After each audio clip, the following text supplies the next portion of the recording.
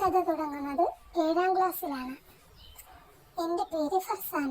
ഞാൻ 7ാം ക്ലാസ്സിൽ നിന്നും 8ാം ക്ലാസ്സിലേക്ക് ജയിച്ചപ്പോൾ എൻ്റെ ഉമ്മ ടീച്ചറോട് വന്ന് പറഞ്ഞു, ടീച്ചറെ, അവൾ ഒരു വർഷം കൂടി 7ാം ക്ലാസ്സിൽ തന്നെ ഇരിക്കട്ടെ. ടീച്ചർ ചോദിച്ചു, അതെന്താ ഉമ്മ, അവൾ ജയിച്ചതല്ലേ? ആയിക്കോട്ടെ, അവൾക്ക് അതിനുള്ള പ്രായമേ ഉള്ളൂ. അവളെ ഞാൻ ഒരു വർഷം മുമ്പേ സ്കൂളിൽ വിട്ടു, അതുകൊണ്ടാ.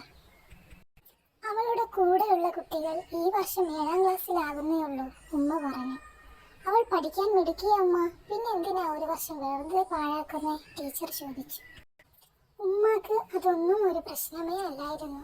ആ ഉമ്മാക്ക് മകൾ തൻ്റെ സമപ്രായക്കാരുമായി പഠിച്ചാൽ മതി എന്ന് മാത്രമായിരുന്നു ചിന്ത. ഞാനാണെങ്കിൽ നല്ല കരച്ചിലായിരുന്നു. ഉമ്മാനെ എതിർക്കാനും വയ്യ, അന്ന് അതിനുള്ള ധൈര്യവും ഉണ്ടായിരുന്നില്ല. കരഞ്ഞു കരഞ്ഞ് ഞാൻ തളർന്നു. 2 ദിവസം കഴിയുമ്പോൾ അതങ്ങ് മാറിക്കോളും, എന്നോടും ടീച്ചറോടും ഉമ്മ പറഞ്ഞു. ടീച്ചർ ഉമ്മ പറഞ്ഞതുപോലെ ചെയ്തു. എന്നെ വീണ്ടും 7ാം ക്ലാസ്സിൽ ഇരുത്തി. ഞാൻ എൻ്റെ പഴയ ക്ലാസ്സിൽ തന്നെയായിരുന്നു. പുതിയ കുട്ടികൾ കുറച്ചു പേരെ എനിക്ക് നന്നായിട്ടറിയാം. കുറച്ചു പേർ എൻ്റെ അയൽക്കാരായിരുന്നു. എല്ലാവർക്കും ഞാൻ തോറ്റതല്ലെന്നറിയാമായിരുന്നു. ഉമ്മ പറഞ്ഞതുപോലെ ഞാൻ കുറച്ച് ദിവസം കഴിഞ്ഞപ്പോൾ എല്ലാം മറന്ന് പുതിയ കൂട്ടുകാരുമായി അടുത്തു. കഴിഞ്ഞ വർഷം പഠിച്ച കാര്യങ്ങളൊക്കെ ആയതുകൊണ്ട് തന്നെ എനിക്ക് പഠിക്കാൻ നല്ല എളുപ്പമുണ്ടായിരുന്നു.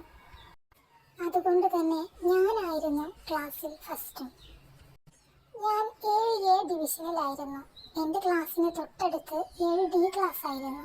ഈ 2 ക്ലാസ്സിനുമിടയിൽ ഒരു കഥകുണ്ടായിരുന്നു.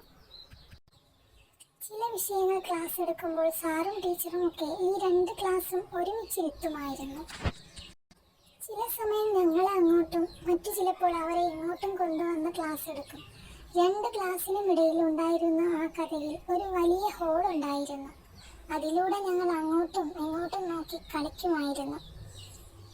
അങ്ങനെ ദിവസങ്ങൾ പോയതറിഞ്ഞില്ല. കുറേ ദിവസമായിട്ട് ആരോ എന്നെ ആ കഥയിലൂടെ നോക്കുന്നത് പോലെ എനിക്ക് തോന്നാൻ തുടങ്ങി. ഞാൻ നോക്കുമ്പോൾ ആരെയും കാണുന്നുമില്ല. ആ കഥകിന് നേരെയുള്ള ബെഞ്ചിലായിരുന്നു ഞാൻ ഇരിക്കുന്നത്. അവിടുന്ന് നോക്കിയാൽ എന്നെ നല്ലതുപോലെ കാണാൻ പറ്റുമായിരുന്നു. അങ്ങനെ ഒരിക്കൽ ഞാൻ എന്നെ നോക്കുന്നത് പോലെ തോന്നിയപ്പോൾ ഞാൻ പെട്ടെന്ന് തിരിഞ്ഞു നോക്കി. അപ്പോൾ ഞാൻ കണ്ടു, മുഖമല്ല, 2 കണ്ണുകൾ. ആരുടേതാണെന്ന് അറിയില്ല, എങ്കിലും അതെൻ്റെ മനസ്സിൽ നിന്ന് പോകുന്നില്ല. അത്രയ്ക്ക് തിളക്കമുണ്ടായിരുന്നു ആ കണ്ണുകളിൽ. പിന്നെ എൻ്റെ ചിന്ത മുഴുവൻ അതാരാണെന്നുള്ളതായിരുന്നു. ആ ക്ലാസ്സിൽ എൻ്റെ ഒരു അയൽവാസി ഉണ്ടായിരുന്നു. അവളും ഞാനും കൂട്ടുകാരായിരുന്നു. ഒരേ സ്കൂൾ വണ്ടിയിലായിരുന്നു ഞാനും അവളും വരുന്നതും പോകുന്നതും. ആ കണ്ണുകൾ ആരുടേതെന്നറിയാൻ ഞാൻ അവളുമായി കൂടുതൽ അടുത്തു. അങ്ങനെ കുറച്ച് ദിവസം കഴിഞ്ഞപ്പോൾ ഞാൻ അങ്ങോട്ട് ചോദിക്കുന്നതിന് മുമ്പേ അവൾ ഇങ്ങോട്ട് ചോദിച്ചു, എൻ്റെ ക്ലാസ്സിലെ ഒരു പയ്യന് നിന്നെ ഭയങ്കര ഇഷ്ടമാണല്ലോ. എപ്പോഴും ആ കഥകിലൂടെ നോക്കുന്നത് കാണാം. നിനക്ക് അവനെ ഇഷ്ടമാണോ?